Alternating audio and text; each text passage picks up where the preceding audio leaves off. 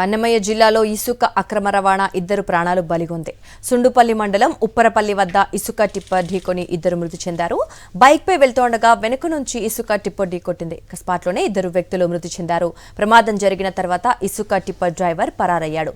సంఘటన స్థలానికి చేరుకున్న ఎమ్మెల్యే అమర్నాథ్ రెడ్డి ఇసుక అక్రమ రవాణాపై ఆగ్రహం వ్యక్తం చేశారు. బాధితులకు అండగా రోడ్డుపై బైఠాయించారు. పెన్నా నది కావచ్చు, ఇసుక మాఫియా అడ్డగోలుగా ఈరోజు వర్షాలు లేవు, సాగునీరు లేదు, తాగునీరు లేదు, విపరీతంగా ఇసుక మాఫియా అంతా ఈరోజు ఇలా తయారు కావడం ఇద్దరి ప్రాణాలు బలిగొన్నది. నిజంగా ప్రభుత్వం ఇప్పటికైనా స్పందించాలా, ఈ ఇసుకను నిజంగా ఆపు చేయాలా. ఎందుకంటే వర్షాలు లేవుగా సాగునీరు తాగునీరు కూడా ఇబ్బంది పరిస్థితి వస్తుంది అని ఈరోజు నిజంగా గవర్నమెంట్ మేము డిమాండ్ చేస్తున్నాం.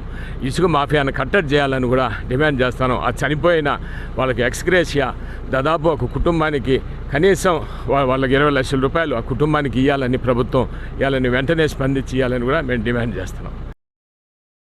మరిన్ని అప్డేట్స్ కోసం ఛానల్ను సబ్స్క్రైబ్ చేయండి. నోటిఫికేషన్స్ కోసం బెల్ ఐకాన్ పై క్లిక్ చేయండి.